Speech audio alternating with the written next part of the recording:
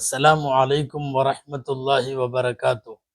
نحمد الله العظيم نصلي ونسلم على الرسول الكريم أما بعد.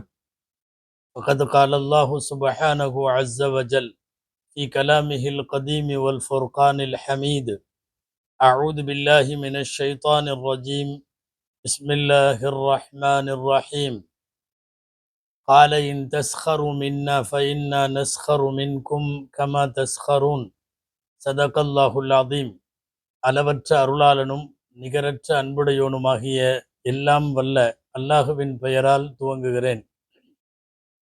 அருமை நாயகம் முஹம்மதுர் ரசூலுல்லா ஸல்லல்லாஹு அலைஹி வஸல்லம் அவர்களின் மீதும் நற்பாக்கியங்கள் நிறைந்த அவர்களுடைய உம்மத்தின் மீதும் குறிப்பாக இக்காணொளியில இணைந்திருக்கிற நம் அனைவர் மீதும் எல்லாம் வல்ல அல்லாஹுவின் நல்லருள் என்றென்றும் நிறைவாக உண்டாவதாக. ஆமீன். அல்லாஹுவின் பேரருளால் இன்றைய தராவீஹ் என்ற இந்த தொடர் தலைப்பில் இன்றைக்கு ஓதப்பட இருக்கக்கூடிய தராவீஹினுடைய ஆயத்துகளில் ஏதேனும் ஒரு ஆயத்திற்கு திருமறையின் விளக்கமும் ஞானமும் பார்த்து வருகிற நாம் இன்றைய தினம் இறுதி 2-3 ரக்காத்துகளில் முழுமையாக ஓதப்பட்ட நூஹ் அலைஹிஸ்ஸலாமினுடைய வரலாற்றில் 1-2 பகுதிகளை மாத்திரம் பார்க்கிறோம். நூஹ் அலைஹிஸ்ஸலாம் அவர்கள் கப்பல் செய்த நிகழ்வை ஒட்டிய சில விஷயங்களும் திருமறை அதை ஒட்டி சொல்லக்கூடிய சில கருத்துக்களையும் நாம் பார்ப்போம். ஹஜ்ரத் நூஹ் அலைஹிஸ்ஸலாம் அவர்களை குறித்து, கப்பல் குறித்து, வெள்ள பிரளயம் குறித்து, இந்த 3 தான் இன்றைக்கு பேசப்பட போகிற செய்தி. முதல் செய்தி, யார் நூஹ் அலைஹிஸ்ஸலாம்? நூஹ் அலைஹிஸ்ஸலாம் இந்த உலகத்தின் ரசூல்மார்களில் முதல் ரசூல், நபிமார்களில் அல்ல. ஆதம் அலைஹிஸ்ஸலாம், ஷீத் அலைஹிஸ்ஸலாம், இத்ரீஸ் அலைஹிஸ்ஸலாம் போன்ற நூஹ் அலைஹிஸ்ஸலாத்துக்கு முன்னால் வந்தவர்களெல்லாம் நபிமார்கள். உலகத்தில் ரசூல்மார்களினுடைய படலம் என்பது நூஹ் அலைஹிஸ்ஸலாமிலிருந்து துவங்குகிறது.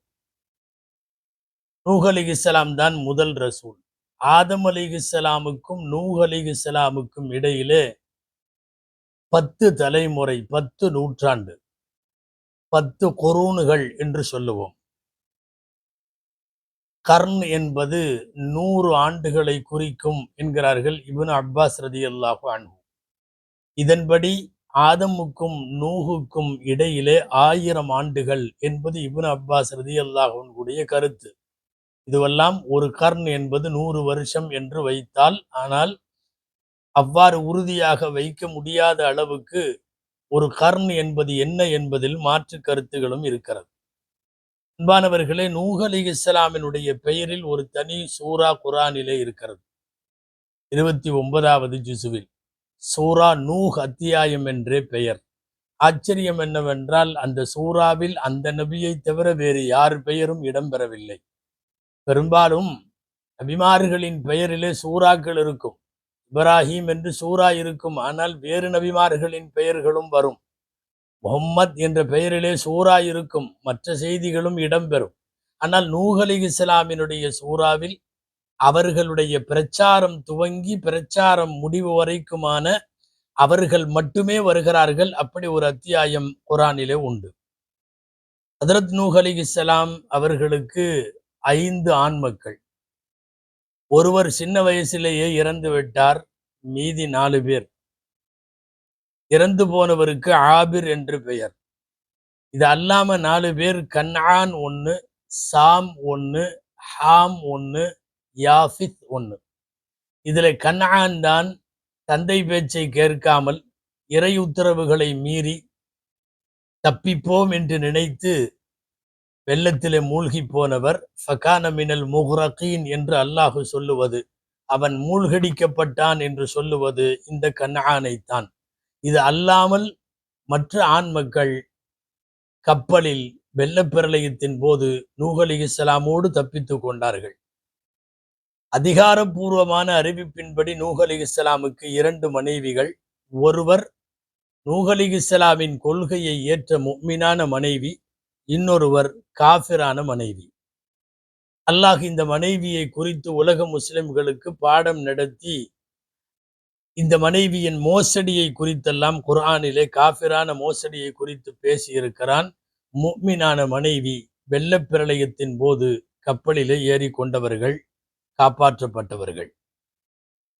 இது அல்லாமல் அவர்களுடைய குடும்பத்தை கடந்து வெளியே வருகிற போது நாம் பார்த்தால் நூஹ் அலைஹிஸ்ஸலாமின் சமுதாயம் உண்மையாகவே உலக வரலாற்றில் அதற்கு முன் இல்லாத அளவுக்கு மோசமான கூட்டத்தவர்கள் நூஹ் அலைஹிஸ்ஸலாமின் கூட்டத்தவர்கள்.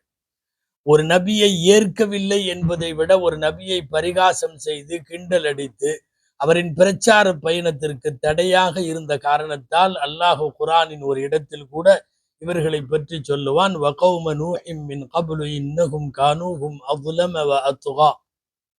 அظلம் وأطغى, ரொம்ப அநியாயக்காரர்கள், ரொம்ப வழிகட்டவர்கள் என்று குர்ஆன் இவர்களை பற்றி பேசுகிறது.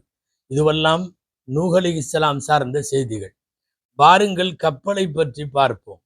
அல்லாஹு ஜல்ல ஷானுஹு தஆலா நூஹ் அலைஹிஸ்ஸலாம் அவர்களினுடைய நுபுவத்தினுடைய காலத்தில், அவர்கள் அழைப்பு பணியின் காலத்தில் சொல்லி சொல்லி கேட்காத மக்களுக்கு எதிராய் வேதனை செய்வதற்கு இறைவன் முடிவு செய்த போது இவர்களை கப்பல் செய்யுமாறு சொன்னான்.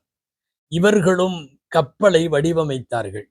அன்பானவர்களே, கப்பல் மனித மூளையில் செய்யப்படவில்லை.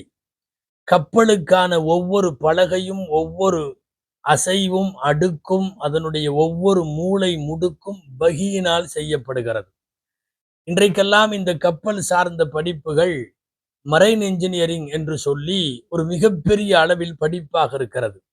இறைவனுடைய வகியின் பேரில், ஜிப்ரீல் அலைஹிஸ்ஸலாமினுடைய உத்தரவுகளின் பேரில் ஒரு நபி இந்த உலகத்தில் கப்பல் செய்யக்கூடிய அந்த மரைன் இன்ஜினியருடைய பிதாமகன் ஹதரத் நூஹ் அலைஹிஸ்ஸலாம் அவர்கள்.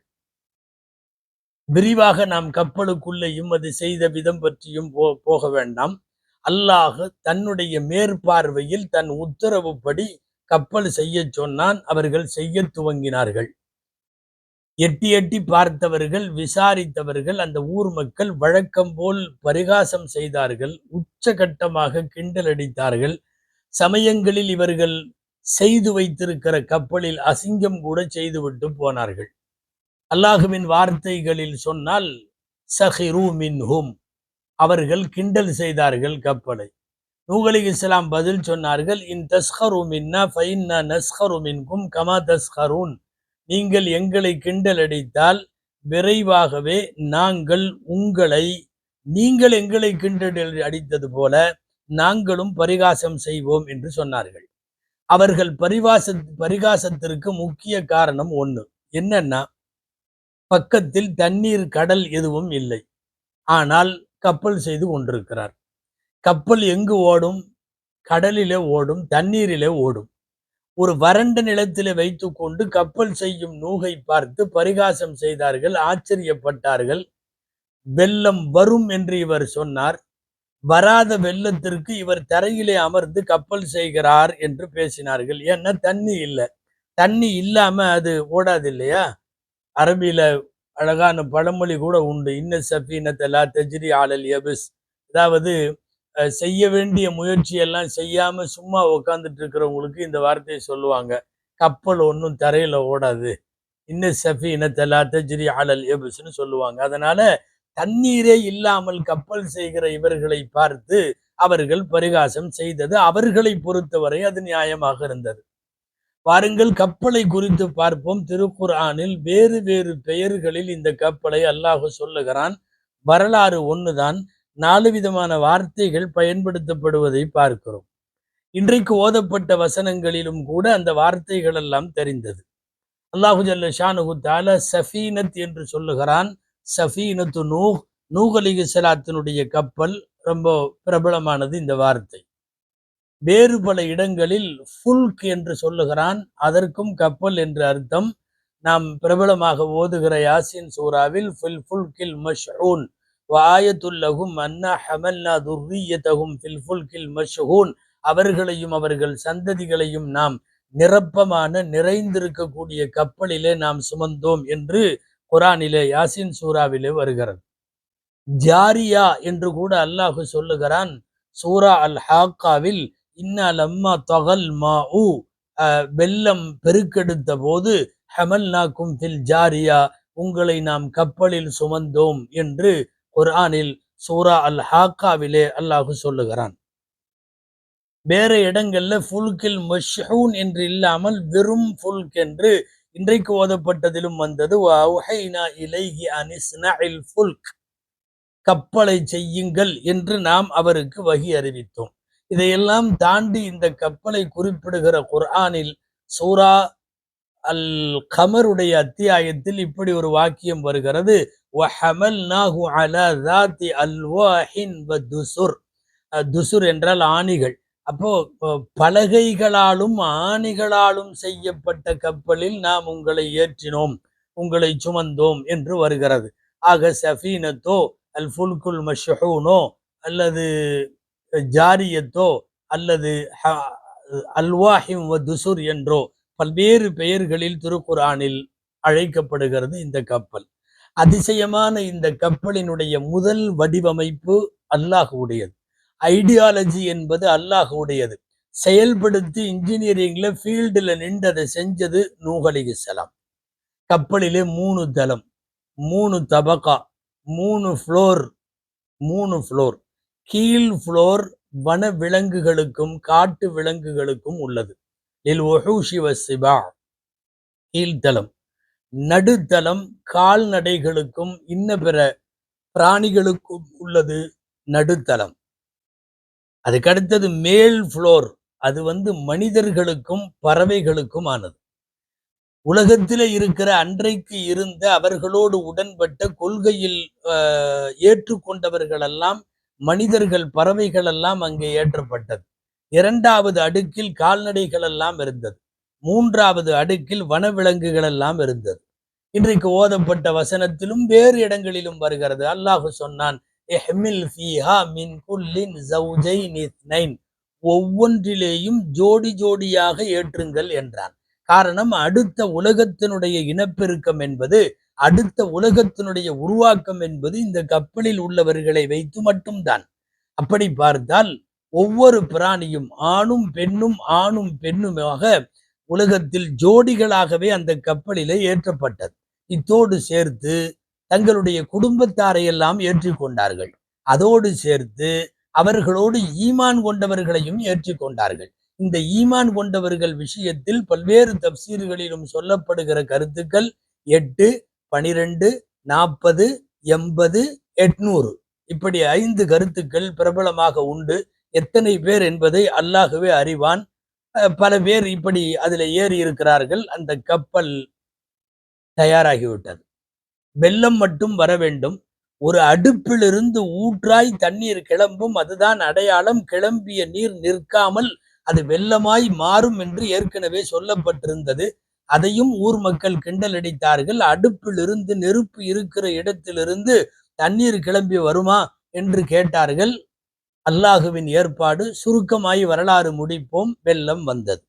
அல்லாஹு சொன்னபடி வெள்ளம் வந்தது. அவன் சொன்ன அந்த அடுப்பு அடையாளத்திலிருந்தே வந்தது. வந்த வெள்ளம் ஏதோ ஒரு இடத்திலிருந்து மட்டும் கொப்பளித்திருந்தால், நம்ம ரோட்ல அங்கங்க காவா உடைஞ்சு போச்சுன்னா கொஞ்சம் தண்ணி நிக்குமே ரோட்ல, இது அந்த மாதிரி இல்லை. அல்லாஹ் இந்த வெள்ளத்திற்கு ஒரு ஏற்பாடு செய்தான். அவனே குர்ஆனிலே சொல்லுகிறான், மேலையும் பொத்துக்கிட்டு ஊத்துற மாதிரி கீழையும் கிளம்புற மாதிரி.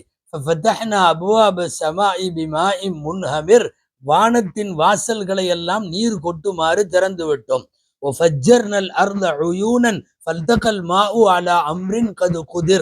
அல்லாஹ் சொல்லுகிறான், பூமியும் பிளந்தது, கொப்பளித்தது, வெடித்து நீராக கிளம்பியது.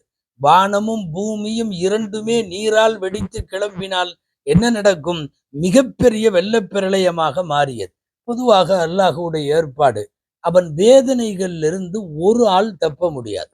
நூஹ் அலைஹிஸ்ஸலாமினுடைய வெள்ளப்பிரளயத்தை குறித்து எழுதுகிற ஆசிரியர்கள் அதை எழுதுகிறார்கள், ஒரு வீடு, ஒரே ஒரு மூளை, ஒரே ஒரு திண்ண, எதுவும் தப்பவில்லை அந்த தண்ணீரில். ஒட்டுமொத்தமாக உலகத்தை, கஅபா உட்பட, கஅபாவினுடைய அந்த அடையாளம் மாத்திரம்தான் வெள்ளத்திற்கு பின்னாலே கிடைத்ததை ஒழிய ஒட்டு மொத்தமாய் அன்றைக்கு இருந்த உலகம் முழுக்க தண்ணீர். ஜிபால், தண்ணி எப்படி எந்திரிச்சதுன்னா மலைகளை போல் ஒவ்வொரு அலையும். அலைகள் இருக்கு இல்லையா, அலை ஓரளவு லேசா எந்திரிக்கணும். நாம போய் கடல்ல காலை வச்சோம்னா அப்படியே சாதாரணமா வருகிற தண்ணி நம்முடைய முட்டிங்கால் வரைக்கும் அப்படி ஏகரும், அவ்வளவுதானே. ஒரு மலை அளவுக்கு அலை உயர்ந்தால் ஜிபால் பயங்கரமாக இருந்தது. இந்த நேரத்தில் ஒரே ஒரு மகன், நாம் ஏற்கனவே சொன்னோம் அல்லவா, கன்ஆன், அவன் மட்டும் என்று குரான்ல வருது, இன்னைக்கு ஓதப்பட்டுச்சு. இந்த வார்த்தை என்னன்னா, மஅஸில் அப்படின்னா அவன் தனியா இருந்தான். என்ன ஒரு வியப்புன்னா, கப்பலில ஏறி காப்பாற்றப்படுகிற முஸ்லிம்களோடையும் அவன் சேரல, சரி ஊர்ல இருந்த இதை மறுத்த காஃபிர்களோடவும் அவன் சேரல. அதனால் ஒரு பிரியத்தில், பெற்ற பாசத்தில், புத்திர பாசத்தில் வான்னு கூப்பிட்டாங்க நூஹ் அலைஹிஸ்ஸலாம். யாபுனை இருக்கம் மானா வலதக்கும் மால் காஃபிரின், வா கூட வந்துருந்தாங்க. இல்லை, இந்த அலையும் இப்போது பொங்கி வரும் பேரலையும் இதையெல்லாம் தாண்டி நான் எங்கேயாவது மலை மேல போய் நின்றுக்குவேன்னா அவன் அறிவு அப்ப அவ்வளவு வேலை செஞ்சிருக்கு. சஆவி இல ஜபலின் யஅஸிமுனி மினல் மா, நான் போய் மலை மேல ஏறிக்குவேன், என்ன தண்ணியில இருந்து நான் காப்பாத்திக்குவேன்னா சொன்னார்கள். கால லா ஆசிமல் யௌம மின் அம்ரில்லாஹி இல்லா மர் ரஹிம், இல்ல அல்லாஹ்வை தவிர வேற யாரும் காப்பாற்ற முடியாது, சொன்னா கேளுன்னு பேசிட்டு இருக்கிறப்பவே வஹால பைனகுமல் மௌஜு ஃபகான மினல் முகரகின், பேசிட்டு இருக்கிறப்பவே ஒரு பேரலை குறுக்கே தொடர்பு துண்டிக்கப்பட்டது. அவன் அங்கே ஃபகான மினல் முகரகின், அவன் இதாயிட்டான், மூழ்கடிக்கப்பட்டு விட்டான். அன்பானவர்களே, விஷயத்திற்கு வருவோம். கப்பல் வனவிலங்குகளோடு, மனிதர்களோடு, பறவைகளோடு இந்த 3 தலங்களிலும் நிரம்ப அல்லாஹுவின் வாக்குறுதிப்படி கப்பலிலே உள்ளவர்கள் மாத்திரம் பயணம் செய்கிறார்கள். 150 நாட்கள், சரியாக பல பேருடைய கருத்து பிரகாரம், முஃபஸ்ஸிர்கள் கருத்து பிரகாரம் 150 நாள் கழித்து வெள்ளம் வடிந்து கரை தட்டி கப்பல் நிற்கிறது. 150 நாளைக்கு பின் முஅ்தபரான தஃப்சீர்களின் கருத்து பிரகாரம் ஆஷூரா நாள் அன்று வெள்ளம் வடிந்து கப்பல் கரை தட்டுகிறது. ஜூதி என்கிற மலையில முட்டி நின்றதாய் குர்ஆன் சொல்லுகிறது. வகீதல் மாஉ ஃபஸ்தவத் அல் அம்ரு அலல் ஜூதி வகீல புஅதல் லில் கௌமி ஸாலிமீன். ஜூதி மலை ஈராக்கில் இருக்கிற, மூசல் பகுதியில் இருக்கிற ஈராக்கினுடைய ஒரு மலைக்கு பெயர் ஜூதி. பல கருத்து வேறுபாடு உண்டு, நான் பெரும்பாலான பேர் சொல்லுவதை பதிவு செய்கிறேன். ஜூதி மலையின் ஓரத்தில் கரை தட்டி கப்பல் நின்று விட்டது. இதுல தண்ணீர் தீர்ந்து விட்டதா என்பதை பார்ப்பதற்காக வேண்டி நூஹ் அலைஹிஸ்ஸலாம் செய்த ஏற்பாடுகள் குறித்து நாம் ஒரு 2 நாளைக்கு முன்னால் காக்கையும் கற்பிக்கும் என்கிற தலைப்பிலும் பறவையிலும் பாடம் உண்டு என்கிற தலைப்பிலையும் நாம் இதற்கு முன்னாலே பேசி இருப்பதால் அதை மீட்ட வேண்டியதில்லை, திரும்ப சொல்ல வேண்டியதில்லை. இப்ப என்ன, ஜூதி மலையிலே கப்பல் ஒதுங்கியதற்கு பிறகு அல்லாஹ் சொல்லுகிறான். அழகான வார்த்தை, இன்றைக்கு ஓதப்பட்ட கடைசி 20வது ரக்காத்தினுடைய வசனம் அநேகமாய், கீல யா நூஹ் பித் பிஸலாமின் மின்னா வபரகாத்தின் அலைக வஅலா உமமின் மிம்மன் மஅக வஉமமுன் சனுமத்திஉகும் சும்ம யமஸ்ஸுகும் மின் அதாபின் அலீம். இப்போ கப்பல் இறங்கியதுக்கு அப்புறம் அல்லாஹ் சொல்றான், நூஹே சலாமத்தோடும் பரக்கத்தோடும் இறங்குங்கள். இஹ்பித் பிஸலாமின் மின்னா வபரகாத்தின் அலைக, சலாமத்தாகவும் பரக்கத்தாகவும் இறங்குங்க. அதே போல அவர்கள் எல்லாம் இறங்கினார்கள். அன்பானவர்களே, இது நிகழ்ச்சி போய்கொண்டிருக்கிற இடையில லேசான தொடர்பு இருப்பதால் சொல்லுகிறோம். முன்றைய காலத்தில் வாழ்ந்த ஒரு சாலிகான பெண்மணி, அவள் கர்ப்பமாக இருந்தபோது பிரசவ வழியில பிரசவம் சரியா ஆகாம கஷ்டப்பட்டுட்டு இருந்தப்போ தன்னுடைய வலது கையை எடுத்து கர்ப்ப வயிற்று மேல வச்சுட்டு இந்த ஆயத்தை அந்த பெண் ஓதி இருக்கிறார். சலாமத்தாகவும் பரக்கத்தாகவும் இறங்குன்ற ஆயத்து. இந்த ஆயத்து நூஹ் அலைஹிஸ்ஸலாமினுடைய கப்பல் தரையில தட்டினப்போ நூஹுக்கு சொன்னது, எல்லாம் பத்திரமா இறங்க, பறக்கத்தா இறங்குங்க. இந்த வார்த்தைய கர்ப்பஸ்திரி கையில வச்சு பத்திரமா இறங்கு, பறக்கத்தா இறங்குன்னு உடனே டெலிவரி ஆயிருச்சு. நார்மலா சுகப்பிரசவமாக ஆகிவிட்டது என்று சாலிகான பெண்களின் வரலாற்றிலே ஒரு குறிப்புண்டு. அல்லாஹுவினுடைய ஆயத்துகள் எல்லாமே அர்த்தமானவை, ஆன்மீகமும் உண்டு, அறிவியலும் உண்டு. இப்படிப்பட்ட செய்திகளிலும் குர்ஆன் ஆயத்துகள் பயன்படுவது உண்டு.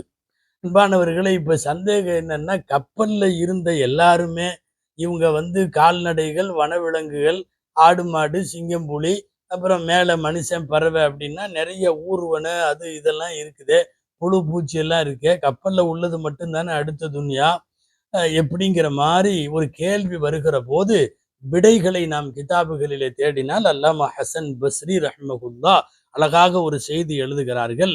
ஹமல நபியுல்லாஹி நூஹுன் ஃபிஸ் ஸஃபீனதி மா யலிது வ மா யபீது. நூஹ் அலைஹிஸ்ஸலாம் அல்லாஹ்வுடைய நபி அவர்கள் கப்பலிலே ஏற்றியது குட்டி போடுபவையும் முட்டை போடுபவையும் முட்டையிடுபவையும். மா தலிது வ மா தபீது.